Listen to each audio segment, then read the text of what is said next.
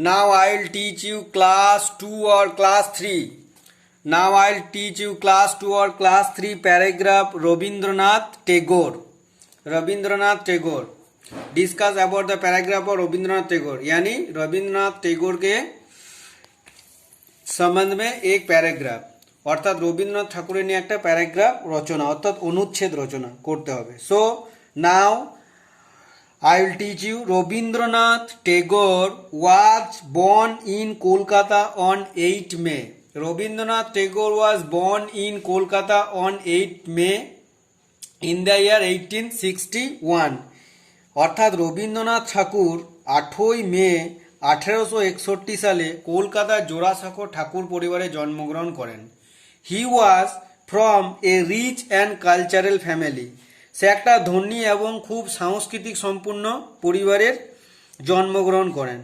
He was a poet since his boyhood. সে বাল্যকাল থেকে কবিতা লেখেন বা কবিতা লিখতে শুরু করেন। He compose lot of songs and also wrote many novels, drama, short stories, essays etcetera. তিনি বহু কবিতা, গান, প্রবন্ধ, ছোট গল্প এবং উপন্যাস ও নাটক লিখেছিলেন। He got Nobel prize in literatures for his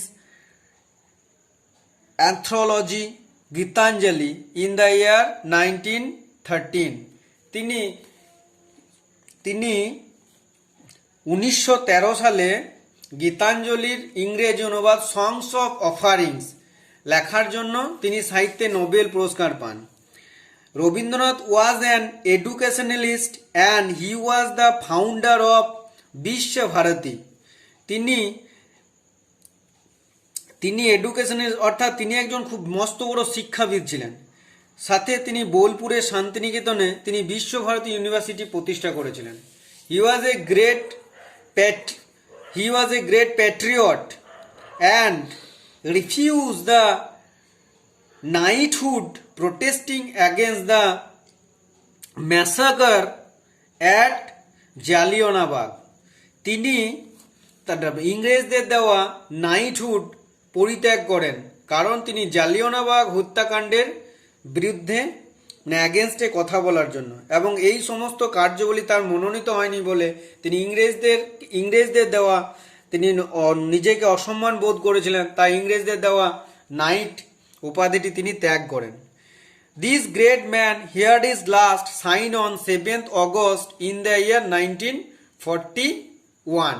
এই বিখ্যাত মহান ব্যক্তিটি জীবনের শেষ কথাটি আমরা শেষবারের মতো শুনতে পাই 7ই অগস্ট, কারণ তিনি 7ই অগস্ট 1941 সালে এই বিশ্ববরেণ্য ত্যাগ করে ইহলোক গমন করেন, অর্থাৎ তিনি মারা যান।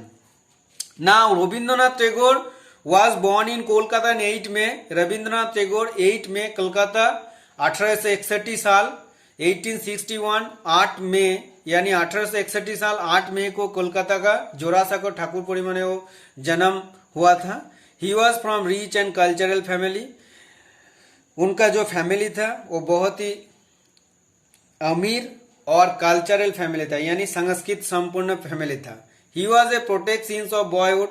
वो बहुत ही कम उम्र से कविता लिखने शुरू किए थे। ही कंपोज लॉट ऑफ सॉन्ग्स, बहुत गान लिखे थे, and also road many drama, बहुत नाटक भी लिखे थे, शॉर्ट स्टोरी, छोटा छोटा जो गल्प होता वो भी लिखे थे, और ऐसे यानी उपन्यास। ही गॉट नोबेल प्राइज, उन्होंने नोबेल प्राइज पाया था इन द ईयर 1913 यानी 1913 साल में। वो भी सॉन्ग्स ऑफ ऑफरिंग गीतांजलि को सॉन्ग्स ऑफ इंग्लिश में उसको लिखने के लिए in the year 1913। Rabindranath was an educationalist, वो बहुत ही बड़ा शिक्षाविद था, and was a founder of Visvabharati, और बोलपुर में उन्होंने विश्वभारती यूनिवर्सिटी को स्थापन किए थे। He was a great patriot, वो एक बहुत बड़ा स्वाधीनता संग्रामी भी थे, एंड रिफ्यूज द नाइटहुड, और इंग्रेज से दिया और नाइटहुड उन्होंने त्याग किए थे क्योंकि वो protesting against the massacre of Jallianwalabagh में जो हत्याकांड हुआ था उसके विरुद्ध में उन्होंने उस नाइटहुड को परित्याग किए थे। So and this great man here is last, और इसी एक महान व्यक्ति को हम लोगों को छोड़ के 7 अगस्त 1941 में वो उन्होंने इस पृथ्वी को माया छोड़ के स्वर्गलोक चले गए. Now, Rabindranath Tagore was born in Kolkata on 8th May 1861. He was from a rich and cultural family. He was a poet since his boyhood. He composed lot of songs and also wrote many novels, dramas, short stories, essays for the anthologies of Gitanjali. In 1913, Rabindranath was an educationalist and was a founder of Vishwa Bharati. He was a great patriot and refused the knighthood, protesting against the massacres at Jallianwala Bagh. The great man heard his last sign on 7th August in the year 1947. ये Rabindranath Tagore was born in a किसी भी great man के व किसी भी man के आगे बैठेगा. was born in यानी कहाँ पर जन्म हुआ था, उसका जन्मदिन का तारीख और साल, इसलिए ওয়াজ বর্ন कोई भी जगह पर बैठेगा. অর্থাৎ ওয়াজ বর্ন যে কোনো জায়গায় যে কোনো মহান ব্যক্তিকে আমরা বসাতে পারি. বয়হুড यानी शिशु अवस्था में, बॉयहुड यानी शिशु अवस्था अर्थात बाल्यकाल. कंपोज्ड मीन्स रचना करा यानी रचना किए थे जो सब, वो सब रचना के जो होते हैं वो है कंपोज. COMPASED कंपोज यानी रचना. ड्रामास DRAMAS ड्रामास यानी नाटक. शॉर्ट स्टोरीज यानी ছোট ছোট গল্প. এসে यानी उपन्यास ESSAYS. लिटरेचर LITERATURE यानी लिटरेचर यानी साहित्यिक. एंड गीतांजलि GITANJLI एक उपन्यास का नाम था गीतांजलि, बहुत ही फेमास था. यानी गीतांजलि ছিল খুব বিখ্যাত একটা উপন্যাস যার জন্য তিনি নোবেল পুরস্কারে ভূষিত হয়েছিলেন. फाउंडर FOUNDR फाउंडर यानी ফাউন্ডারের বাংলা কি? ফাউন্ডার মানে স্থাপন. ফাউন্ডার. কম্পোজ COMPOSED কম্পোজ মানে রচনা করা. নাইটহুড একটা উপাধি ছিল যেটা তিনি ত্যাগ করেছিলেন. पैट्रियट स्वाधीनता संग्रामी ने जो देश के लिए लड़ाई करता है, स्वाधीनता संग्रामी. Patriot PATRIOT. प्रोटेस्टिंग PROSTESTING অর্থাৎ বিরুদ্ধে, কোনো বিরুদ্ধে, কারো বিরুদ্ধে যাওয়া, প্রোটেস্টিং. मैसाकर MASSACRE यानी मैसाकर यानी গন্ডগোল, বাংলায় বলে গন্ডগোল यानी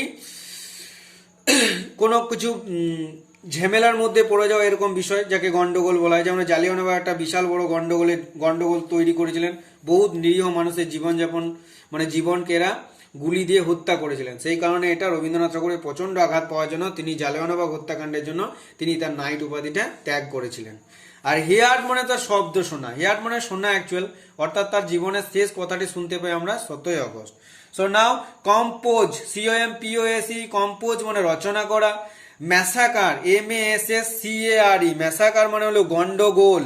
কম্পোজ মানে হলো রচনা করা. আর ম্যাসাকার MASSACRE যদি কারো উচ্চারণের অসুবিধা হয় তার জন্য এখানে উচ্চারণ সঙ্গে বাংলাও করে দেওয়া হয়েছে.